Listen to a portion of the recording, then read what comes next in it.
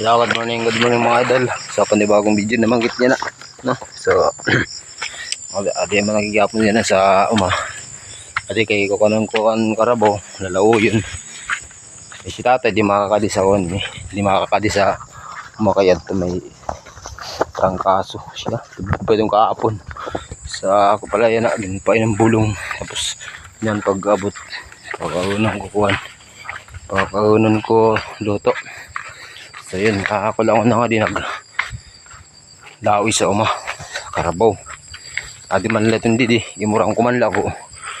Kung may siya labugan, tapos ginpapakuan man la sa kan patok ni, ginpapaubos pangadto sa ni sa tuna. So yan, dili ka na tabok. No, wala pa. Ando din ito siya ni tating awin. Kaya may oring ko nung ginpapadarasak nila. Bangin adi sa kalawid. So yan na. Pasuportahan nyo lang ang page ko na. Yan, sa YouTube channel ko. Ayan, nakakailangan ko naman po alagaan yung pamilya ko. Kasi ako ang bunso. So yan, so kailangan. Ayan, may masuulak. Na akong duwang so ako lang muna yan na magkukuhan sa kanila. So ito siya, may masuul.